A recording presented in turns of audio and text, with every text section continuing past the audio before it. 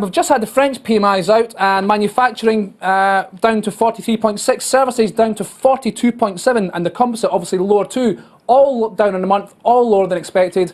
What's your reaction? Clearly a major concern. I mean, it's worth remembering that the PMIs have overstated the extent of the French weakness in the past couple of quarters, so wouldn't necessarily take the PMIs at face value, but nonetheless very much consistent with the French economy probably heading into recession in the first quarter. And from a euro area perspective, that's clearly a major concern, that the second largest economy is probably going into recession. Well, I'm just going to ask, is France, in your eyes, is it still core, or can we say is it core no more? No, I still think it's core. I think it's got relatively strong fundamentals, but there's no doubt that there are major structural challenges, and cyclically it's in a very weak position. I think when we get the latest Commission forecast tomorrow, we'll see a significant downgrade, and the French government's forecast for growth of 0.8% this year looks ever more optimistic in our view. Indeed, and of course we've got French bond auctions later today. They're selling 10 billion euros.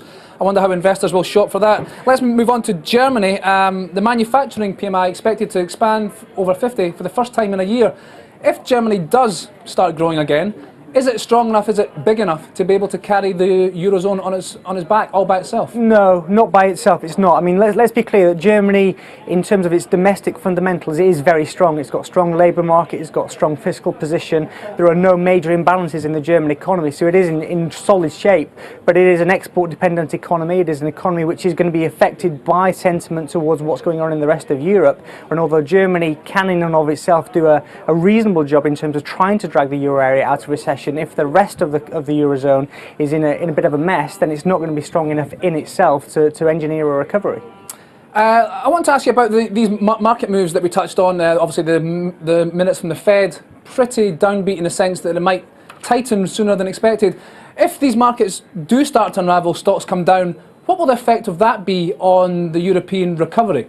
Well, we saw the first effect straight away yesterday when markets latched on to the idea that the QE3 programme might not continue indefinitely as had been expected. We saw an immediate reaction in euro-dollar. We shed a cent pretty much straight away.